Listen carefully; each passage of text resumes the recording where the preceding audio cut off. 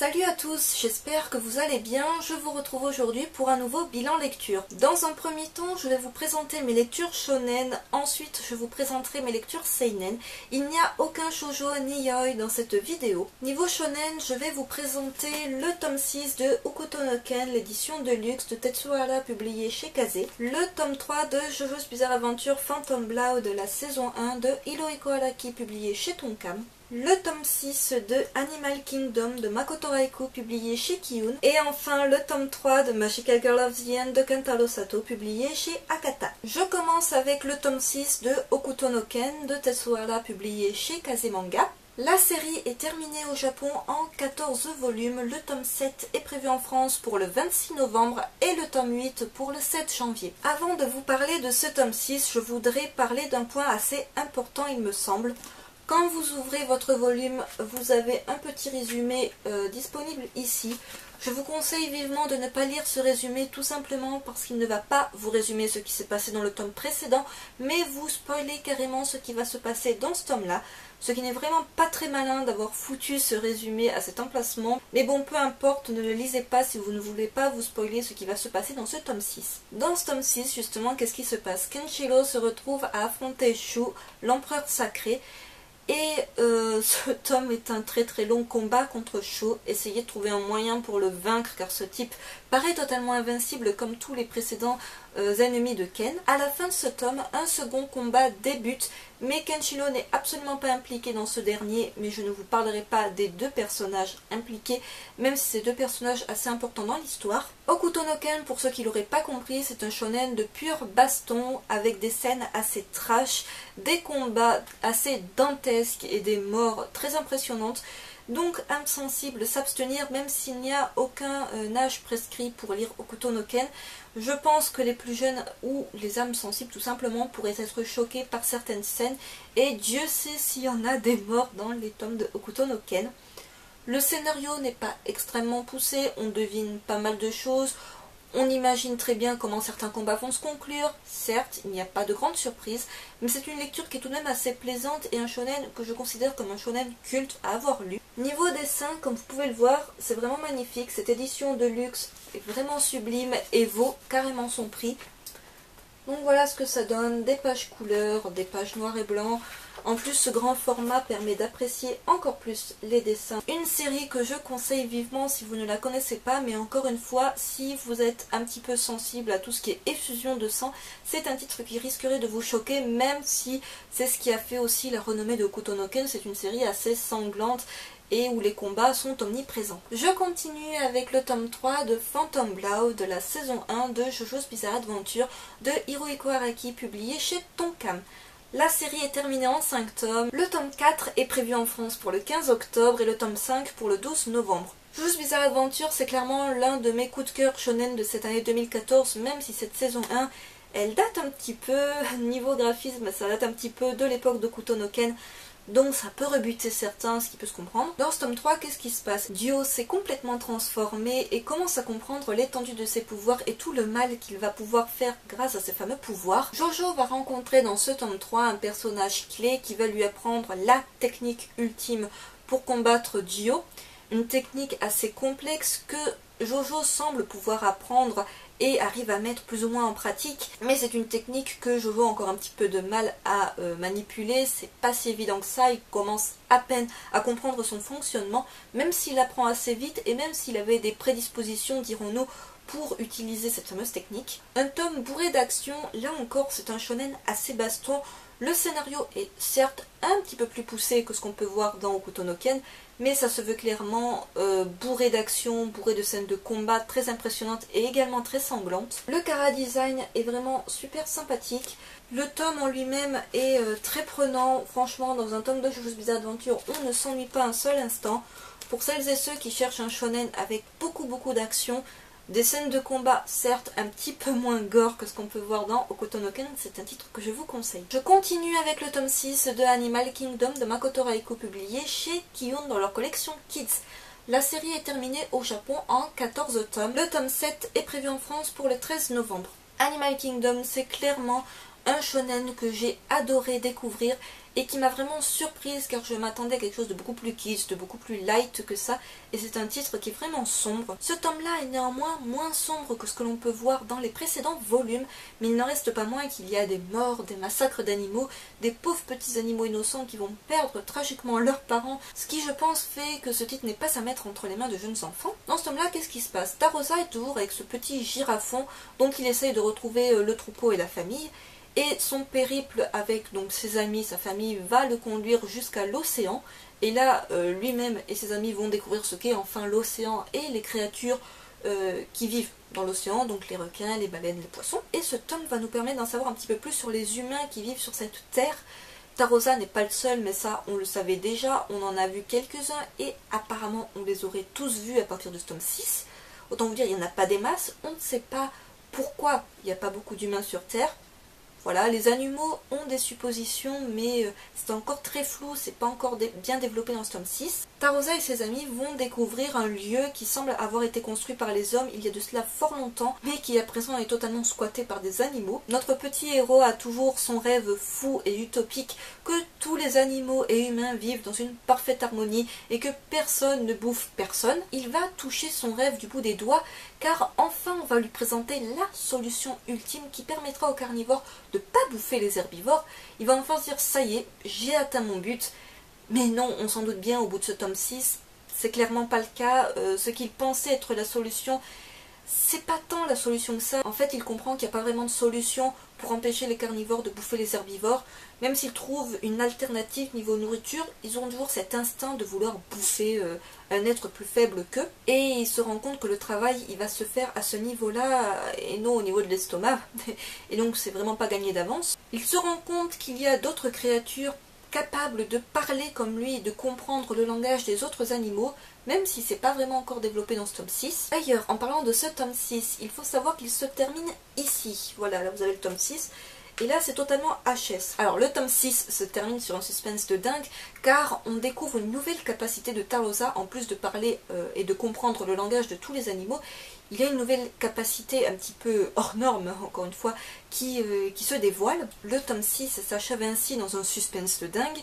On a ensuite un petit chapitre bonus HS, mais pas déplaisant pour autant. Et pour terminer, à la toute fin de ce tome, on a un chapitre bonus de la série Zatch Bell, qui est la toute première série de Makoto Raikou, que je n'ai pas lu, donc je ne me suis pas amusée à lire cette histoire bonus, puisque je me suis douté que je ne comprendrais rien. Mais c'est toujours bon à prendre pour celles et ceux qui ont lu Zatch Bell et qui apprécieront, je pense, du coup, ce chapitre bonus. Niveau dessin, j'apprécie beaucoup le travail de l'auteur. Comme toujours, c'est très subjectif, mais personnellement, j'aime beaucoup. Une série que je vous conseille toujours vivement, ne soyez absolument pas rebutés par la collection Kids de Kiyun.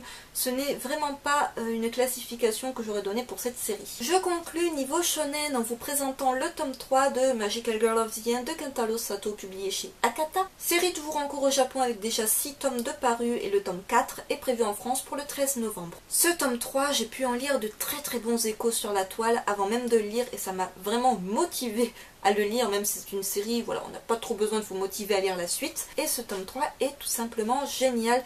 Presque meilleur que les deux premiers réunis, je dirais. On va crescendo dans l'horreur et dans la découverte de ce que sont les Magical Girls, même si finalement dans ce tome 3, on ne s'intéresse pas tant que ça aux Magical Girls. On va s'intéresser à certains protagonistes de l'histoire, à leur passé. Je n'en dis pas plus pourquoi ce tome est surtout centré sur leur passé, sinon je vous spoilerai quelque chose de dingue. Et voilà, ça permet de comprendre un petit peu leur enfance difficile, les liens qu'il y a pu avoir entre eux par le passé et ce qu'ils sont devenus à présent. On en découvre un petit peu plus sur ce que sont les Magical Girls, enfin, comment elles en sont arrivées là, pourquoi elles sont là. Mais c'est encore très flou dans ce tome 3, bien évidemment. L'auteur ne va pas jouer toutes ses cartes dans les premiers tomes de sa série, ce qui est totalement compréhensible. On sait juste qu'elles envahissent de plus en plus le Japon, que l'issue de nos héros est de plus en plus incertaine, mais c'est ça qui rend ce manga passionnant à suivre, c'est l'issue incertaine de chacun des personnages, un petit peu comme dans Alice in Borderland ou dans King's Game ou ce genre de manga survival game où vous vous demandez mais qui va survivre et qui va mourir dans ce tome. Ce tome-là révèle certaines choses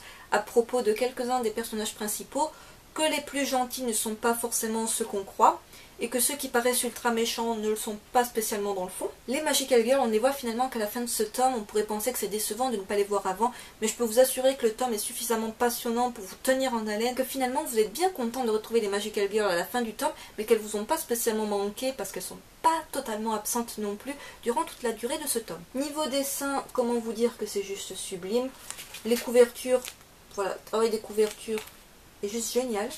J'essaye de ne pas vous montrer quelque chose de spoilant, mais j'espère que ce ne sera pas le cas. Donc voilà, une série que je conseille encore une fois vivement, une série qui rejoindra mon top shonen 2014 assurément, un titre qui mérite amplement qu'on se penche dessus. J'en viens à présent à la partie seinen de cette vidéo. Je vais vous présenter le tome 3 de Mr. Nobody de Gutanabe publié chez Doki Doki, le tome 4 de La Tour Fantôme de Taro Nogizaka publié chez Glénat, et le tome 3 de Tamamizi Observer de Hiroto Ida publié chez Komiku. Tout d'abord le tome 3 de Mr. Nobody de Gutanabe publié chez Doki Doki.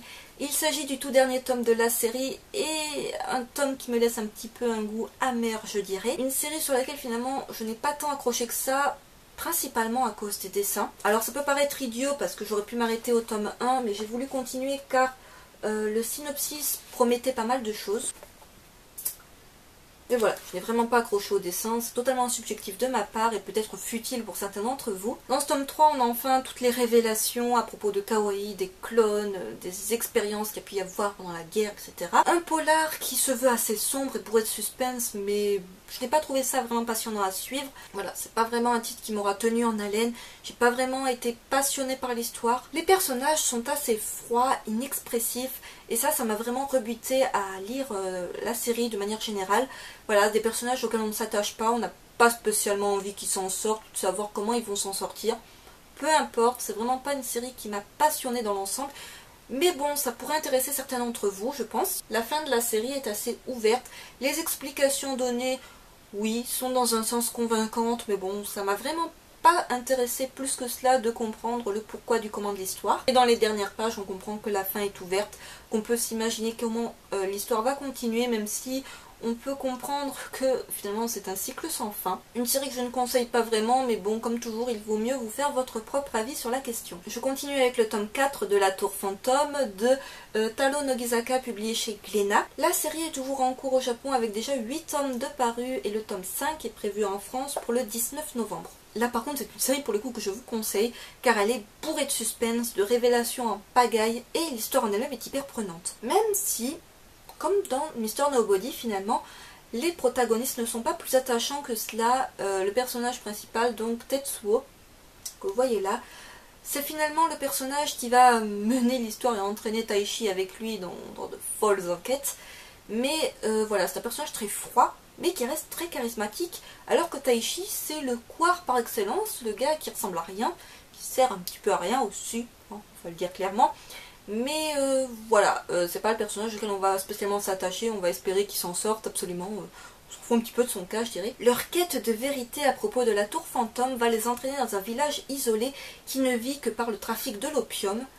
Un village qui va leur permettre de comprendre pas mal de choses et va nous entraîner dans une nouvelle enquête à propos d'un meurtre. Et par la suite, ils vont essayer à tout prix de s'échapper de ce village de dingue, ce qui va pas être évident pour eux. Voilà, je n'en dis pas plus, mais c'est vraiment super passionnant à suivre. Et pour le coup, c'est un seinen qui n'est vraiment pas prévisible. Vous avez pas mal de meurtres, d'enquêtes, voilà, qui s'enchaînent. Et voilà, l'auteur nous balance des petits indices de ci, de là. Mais la révélation finale est toujours assez surprenante, on ne s'y attend pas, mais il y a quand même un gros fond de logique derrière et c'est vraiment bien ficelé. Niveau graphisme, je suis complètement fan du travail de l'auteur. Un seinen bourré de suspense, assez sombre aussi, que je vous conseille si vous êtes passé à côté. Je conclus en vous parlant du tome 3 de Tamamizi Observer de Hiroto Ida, publié chez Komiku. Dernier tome de la série et dernier tome assez bizarre, je dirais. Je m'explique. Au début de ce tome 3, on reprend directement la suite de ce qui se passe à la fin du tome 2, ce qui est totalement logique, me direz-vous. On est encore plongé dans cette ambiance assez sombre et assez glauque et on ne sait pas vraiment ce qui va arriver à nos deux héros. Par la suite, ils s'en sortent plus ou moins miraculeusement. On va passer à un chapitre totalement différent, mais radicalement différent, dans une ambiance beaucoup plus détendue, beaucoup plus légère, mais pratiquement HS du manga. Voilà, j'ai pas trop compris ce que ce chapitre foutait là.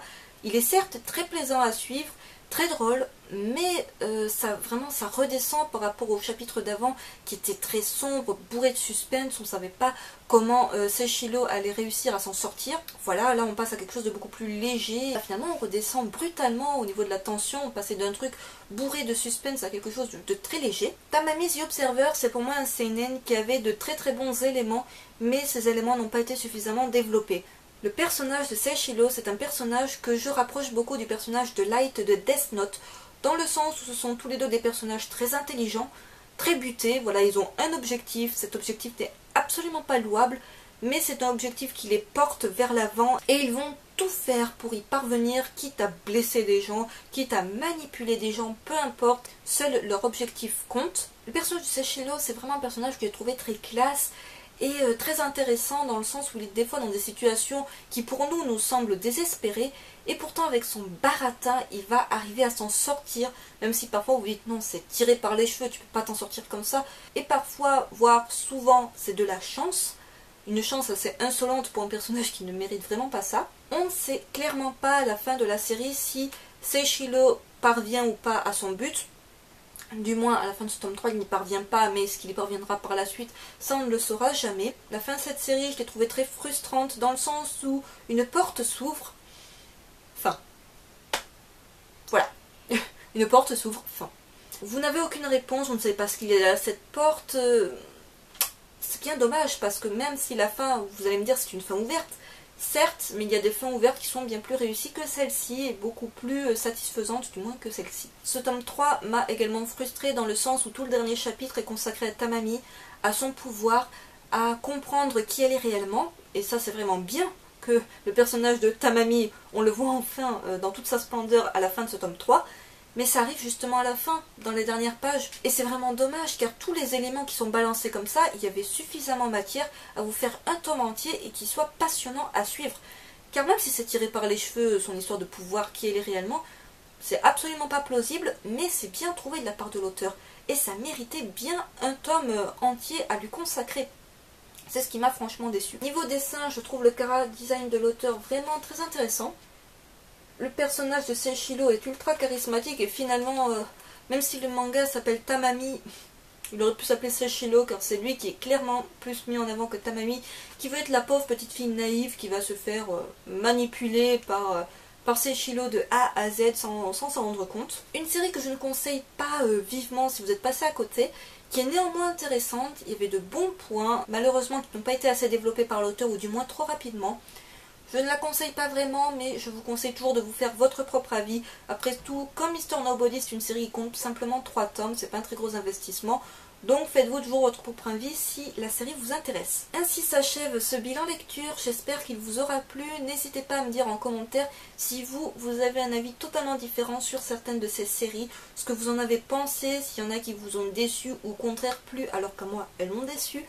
Ce que vous avez pu lire, voire découvrir en ce mois de septembre, et je vous dis à très vite pour une nouvelle vidéo.